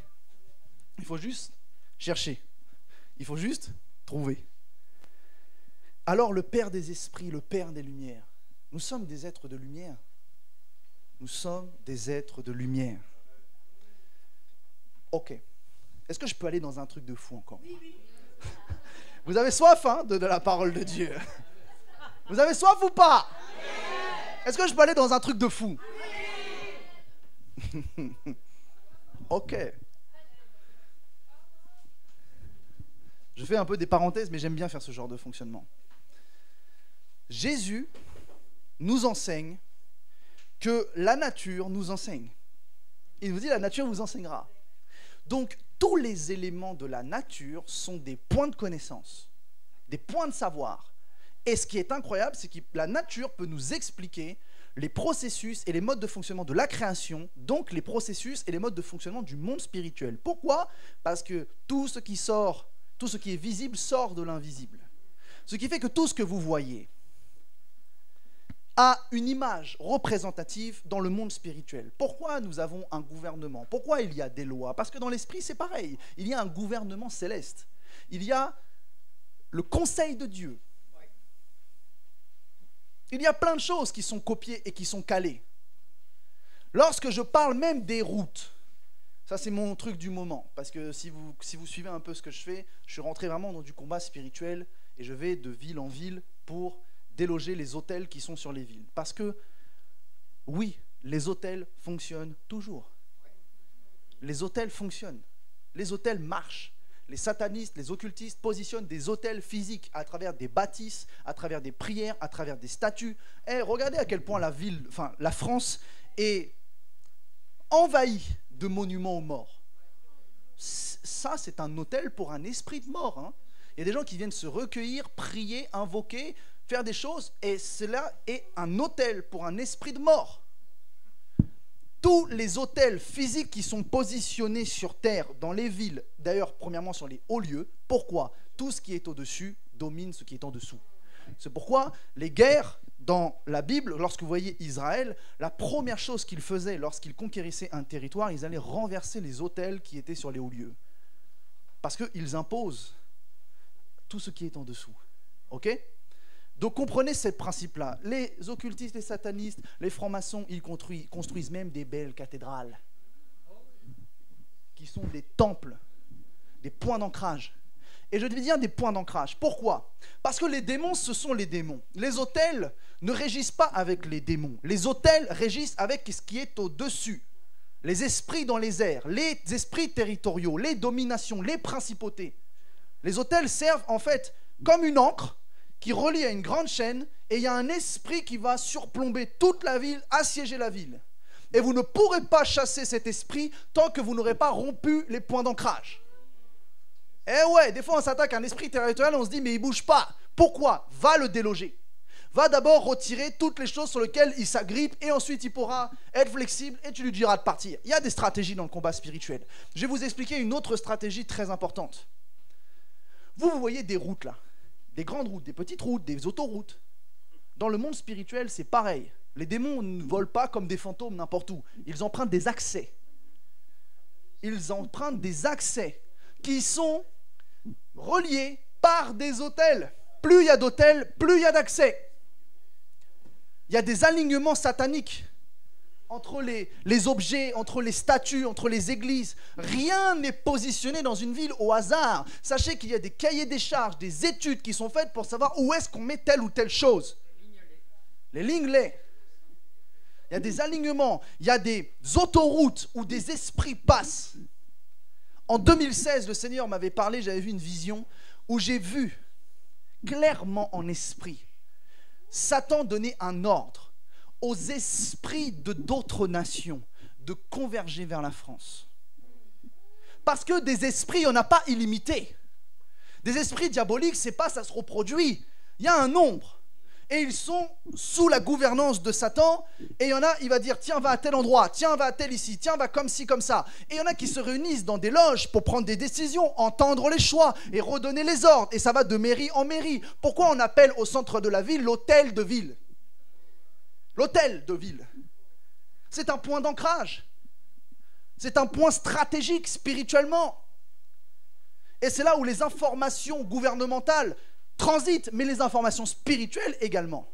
Et n'avez-vous pas remarqué que depuis 2016, les États-Unis et le Brésil principalement, toute la côte américaine, vit des temps de gloire, des temps de réveil, des effusions de l'esprit. Pourquoi? Parce que les esprits qui étaient là, qui empêchaient ça, ont été orientés ailleurs. Ça a libéré de la place et Dieu a fait un mouvement incroyable. Mais ces esprits qui étaient là-bas sont venus chez nous. Il y a même un grand alignement satanique qui existe entre deux choses, à New York et à Paris. C'est vous selon quoi? Enfin, c'est quoi selon vous? Je commence à...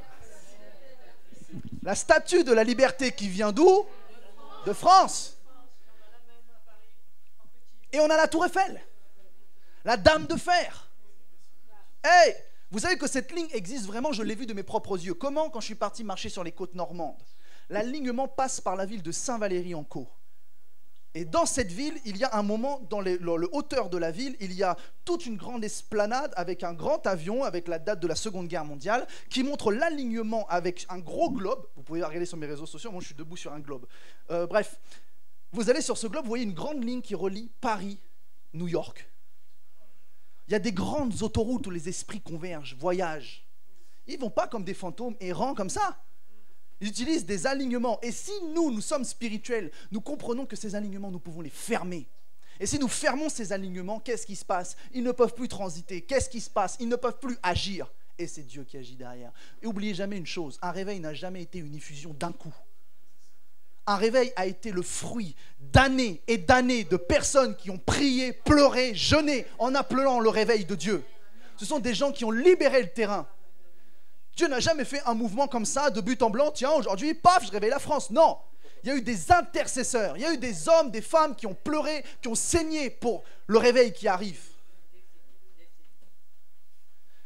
Ils ont fermé des choses, ils ont ouvert des choses. Et nous avons un rôle, et nous avons un objectif. C'est bien beau de prier pour le réveil, mais qu'est-ce qu'on fait pour qu'ils viennent?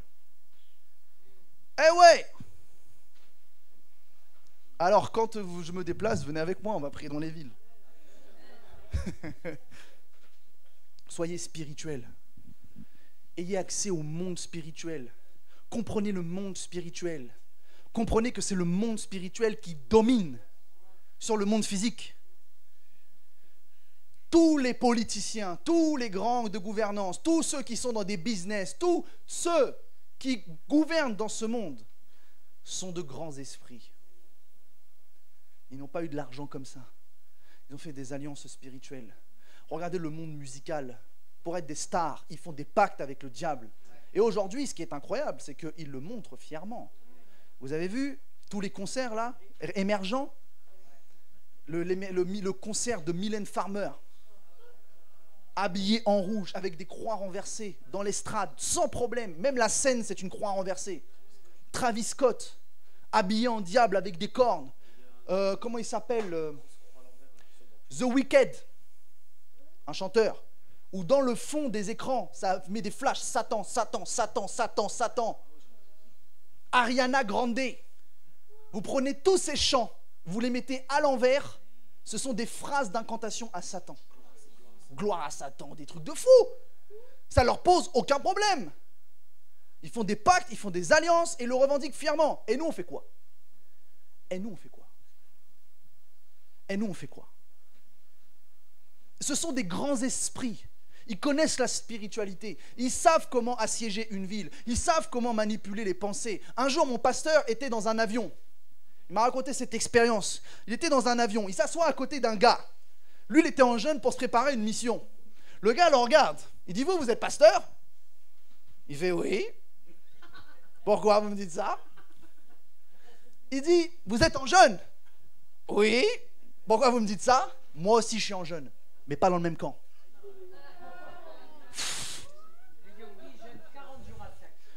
Et mon pasteur, il lui dit quoi? Il dit, ok, vous jeûnez pourquoi? En ce moment, nous, dans notre secte, on nous a donné l'ordre de jeûner pour engendrer des divorces dans les foyers. Ouais, ils travaillent, eux. Ils implantent des hôtels, ils font des prières, ils se réunissent, ils font des choses. Et nous, on fait quoi? On est là, on veut répondre à notre problème personnel, on veut notre vengeance et notre justice parce qu'un frère m'a fait du mal. Oh my God. My God, on n'a rien compris. On veut que Dieu nous bénisse dans nos finances, on veut que Dieu nous bénisse dans notre entreprise, on veut que Dieu nous bénisse dans notre famille. C'est bien. Ça ne change pas le pays. Ça ne change pas la nation. Et si ça ne change pas la nation, ça ne changera pas ta condition de vie. Si tu ne fais rien pour que le pays change, tu vas subir les changements du pays qui sont négatifs. Hey! Soyez conscient de ça. Si tu ne fais rien pour que ça bouge, ça va bouger dans l'autre sens et tu vas subir. Et après tu diras, Seigneur, je ne comprends pas. Seigneur, je suis en galère. Qu'est-ce que tu fais pour que ça change? Ah, je vous prêche le message d'un évangéliste. Alors, on peut avoir toutes les casquettes quand on est serviteur de Dieu. Je vous prêche un message qui paraît être incroyable, qui paraît être infaisable, parce que vous direz, mais qu'est-ce que je peux faire? Tout ce que ta main trouve à faire, fais-le. C'est aussi simple que bonjour. Tu sais chanter, chante. Tu sais écrire, écris. Tu sais dessiner, dessine. C'est vous la musique là-bas? Non, ok. Tu sais faire un instrument, fais un instrument. Tu sais prêcher, prêche. Tu sais faire des montages vidéo, viens m'aider. Viens aider la servante de Dieu, elle est sur YouTube aussi. Tu sais régir la sono, fais la sono. Tu sais faire du piano, fais du piano. Tu sais forcément faire quelque chose. Qu'est-ce que t'en fais? Si tu es dans l'administration, aide-nous. L'administratif est pourri. Ah! J'ai dû monter une asso. Quelle galère! Quelle galère! Parce que je veux être dans les règles. Je dois monter une association ministérielle, etc. Par rapport à tous les trucs. J'ai voulu arriver dans une banque. Bonjour, j'aimerais ouvrir un compte associatif. Vous êtes quoi? Religieux? Non. Non. J'ai fait 3 banques. Les 3 banques m'ont dit non. Ils refusent maintenant les ouvertures de comptes religieux et politiques. Eh, on est où là? Alors, à un moment, je suis tombé par la grâce de Dieu sur un bon banquier qui m'a donné un stratagème. Il m'a dit, saisis la Banque de France. Parce qu'il y a une loi. Et nul n'est censé ignorer la loi. Si tu ne sais pas, ça va te taper sur la tête. Et c'est toi qui auras des problèmes. Il y a une loi en France qui dit que toute personne française ou ressortissant française a le droit à un compte courant sous 3 jours. Donc j'ai saisi la Banque de France et j'ai eu mon compte bancaire. Mais vous vous rendez compte où est-ce qu'on en est? On est dans un système corrompu jusqu'à la moelle. Et le problème, c'est qu'on les a laissés faire, laissés installer. On parlait avec la servante de Dieu tout à l'heure, elle me disait une triste réalité. L'Église a failli à sa mission. Elle n'est ni reconnue, ni respectée, ni acceptée, critiquée, moquée, méprisée. Va dire que tu es chrétien aujourd'hui, regarde comment on va te rire au nez. Va dire que tu crois en la puissance de Dieu, ils vont dire, bah les médecins ils font mieux.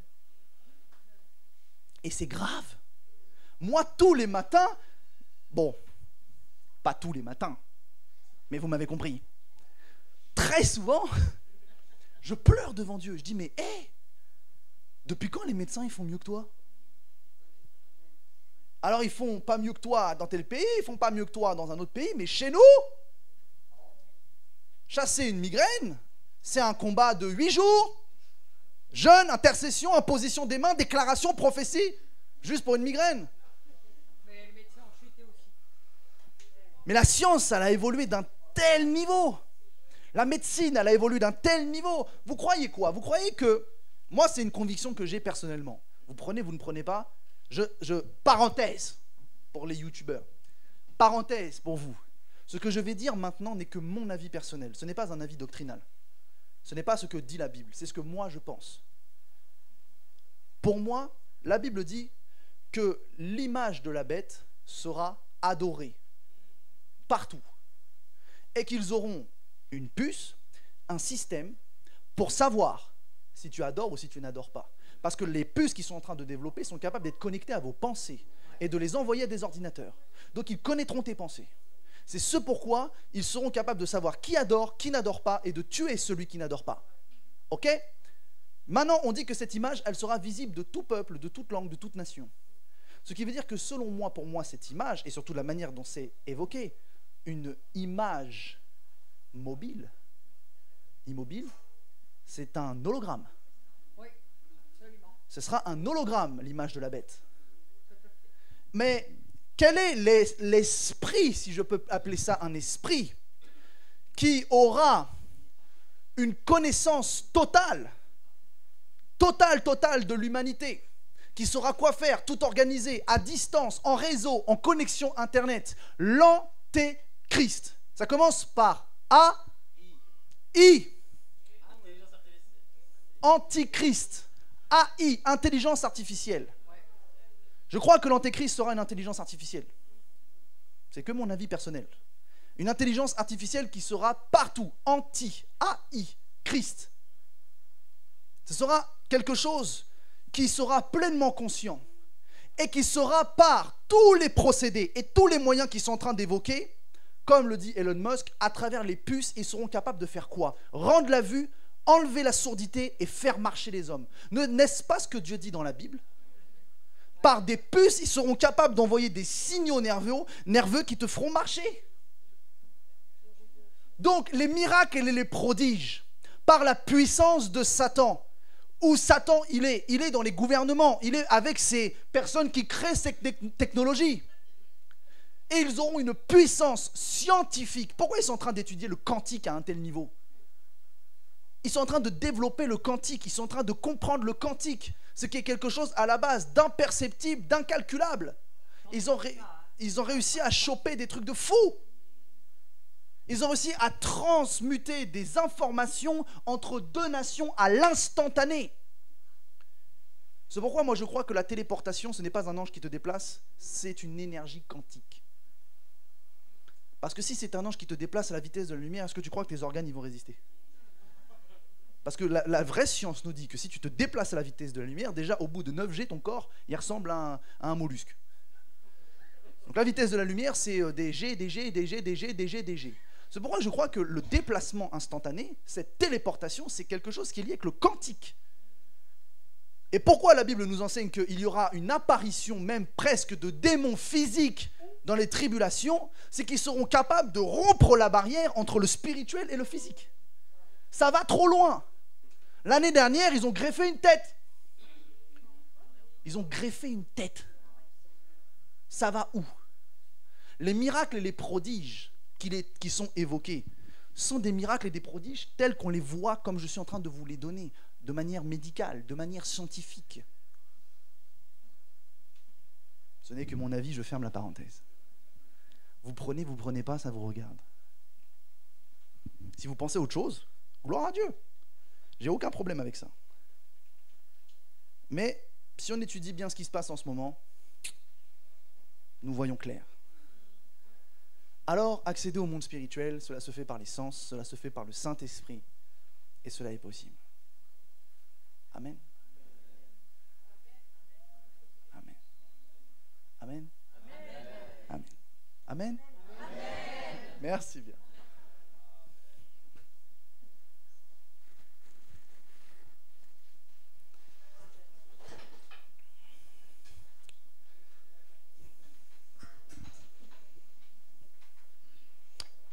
J'ai préparé, du coup, comme je vous disais, des messages, et le prochain message que je vais évoquer avec vous, là, je vous ai parlé de l'essence spirituelle.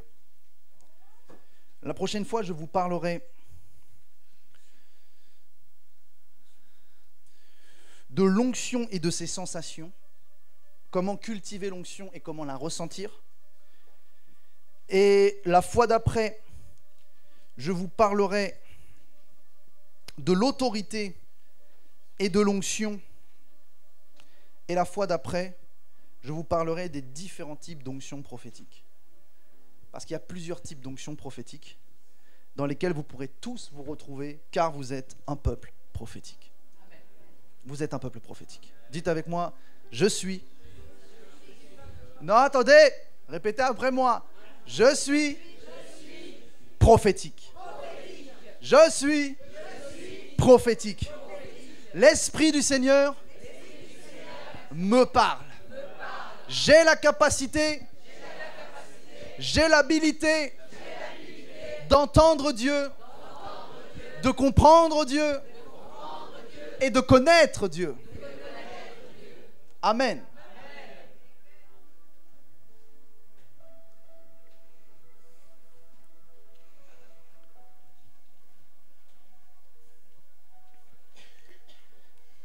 Ok. Je veux prier pour quelqu'un. Parce que dans mon esprit, j'ai vu cela.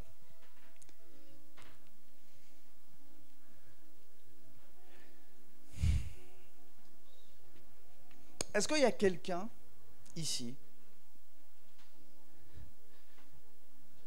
à qui ça arrive de conduire des véhicules lourds? Des véhicules plus qu'une voiture. Vous, monsieur? Vous conduisez quoi? Des poids lourds. Soit vous avez failli avoir un accident, soit vous allez peut-être en avoir un. Est-ce que vous avez déjà failli avoir un accident? Est-ce que c'était l'arrière de la remorque qui s'est un peu levé? Ou qui a tourné? C'est ça. Je l'ai vu dans mon esprit. Donc ça veut dire que c'est ce que vous avez failli avoir. Mais je vois cela se répéter. Dans mon esprit, je vois que dans un futur proche, il y aura quelque chose qui va pousser le camion par l'arrière et qui va faire que la remorque va tomber sur le côté et la cabine suivra. Et cela engendrera des séquelles. Mais j'ai une bonne nouvelle. Si Dieu me le montre, c'est que ça n'arrivera pas. Il y a une destinée sur vous. Et Satan veut vous tuer. Et c'est ce pourquoi je vois dans mon esprit cette remorque qui, vous avez failli avoir un accident. Et cet accident aurait pu être mortel. Même dans l'esprit, je peux sentir qu'il aurait pu tuer d'autres personnes. Et je ne sais pas pourquoi, je peux même sentir qu'il y avait quelque chose qui était lié à la sécurité et ça aurait même pu vous retomber dessus. Et le diable veut répéter cette chose. Mais Père, est-ce que vous pouvez me donner la main? Père, dans le nom de Jésus-Christ, cet homme ne mourra point. Je proclame que son poids lourd ne se retournera pas. Je proclame qu'aucune puissance des ténèbres, aucun vent de l'esprit diabolique ne pourra pousser sa remorque afin qu'elle chute sur le côté. Au nom de Jésus-Christ, Père, que tes anges le protègent lorsqu'il conduit des poids lourds. Que ta main soit sur lui et que la destinée du témoignage de cet homme puisse être entendue et répandue. Que le témoignage de votre vie et de votre conversion soit entendu et répandu. Au nom de Jésus-Christ, merci Saint-Esprit. Oh my God, vous avez senti? Le Saint-Esprit est sur vous. Vous avez quelque chose à communiquer. Vous avez des choses à dire. Vous avez une expérience de vie. Vous avez une conversion. Vous avez une conversion particulière ou pas? Mais vous devez pourtant l'annoncer. Je ne sais pas pourquoi je sens que dans votre témoignage, dans votre conversion, il y a quelque chose qui va toucher les gens. Il y a quelque chose qui va toucher les cœurs. Il y a une petite subtilité que lorsque vous parlez de ça, ça touche les cœurs. Vous êtes un homme, comme je peux le sentir dans mon esprit, intègre, droit. Et Dieu vous aime beaucoup. Et Dieu a un plan pour vous pour que vous puissiez témoigner de la conversion que vous avez eue et de l'évangile. Et c'est ce pourquoi Satan veut renverser votre poids lourd. On ne se connaît pas. Et j'ai vu ça dans une vision. C'est pour ça que j'ai dit, j'ai vu le camion se renverser. Et c'est quelque chose que vous avez déjà failli avoir. Jésus-Christ est avec vous, monsieur. Vraiment.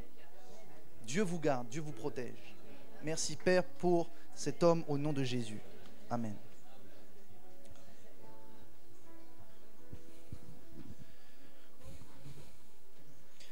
Jesus.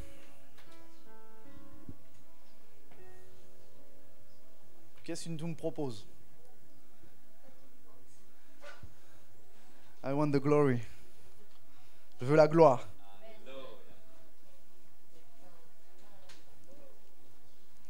Un truc dans l'adoration, hein. Pas smoothie jazz, hein, comme tu sais faire.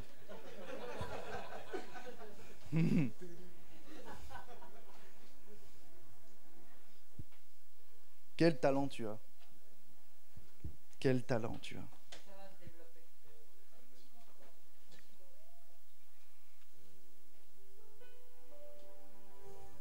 Tu connais ça?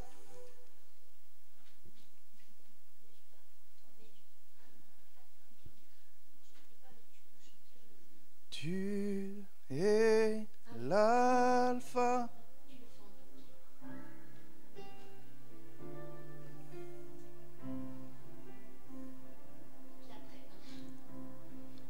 Tu es l'alpha et l'oméga.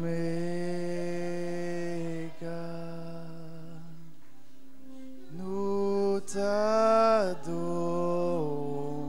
Seigneur. Tu es digne de louange. Tu es l'alpha et l'oméga.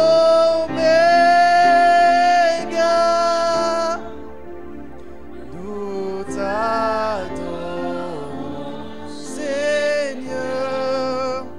Tu es digne de louange.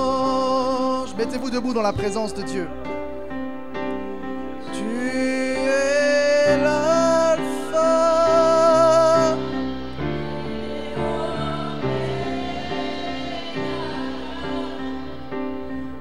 Nous t'adorons, Seigneur.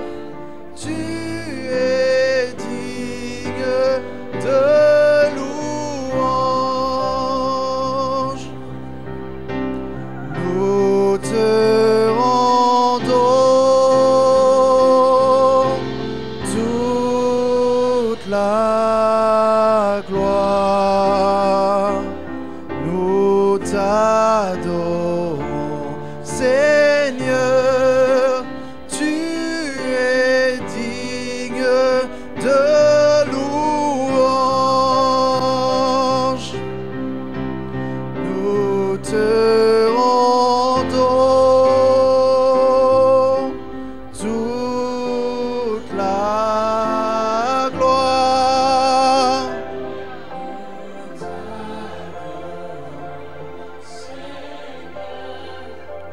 Tu es digne de louange. La terre est remplie de sa gloire. Laissez-lui le temps de trouver. C'est la suite normalement.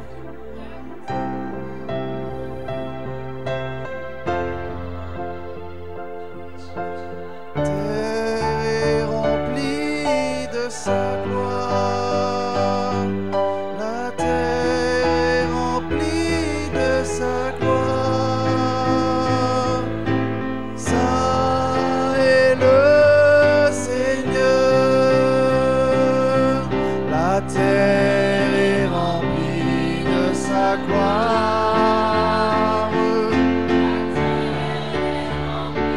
De sa gloire.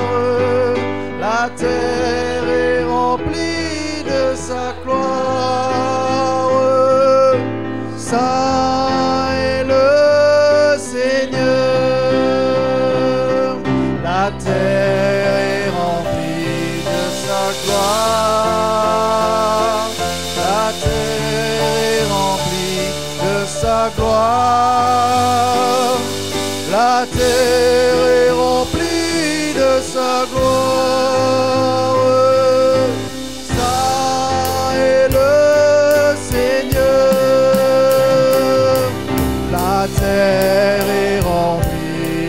sa gloire. La terre est remplie de sa gloire. La terre est remplie de sa gloire. Saint est le Seigneur.